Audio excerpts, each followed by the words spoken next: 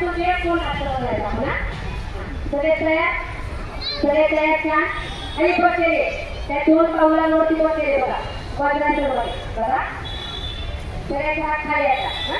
राम राम राम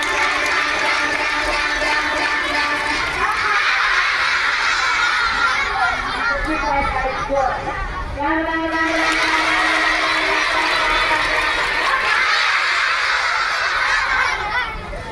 असं करायचं कोण प्रॉब्लेम आपण सगळ्यात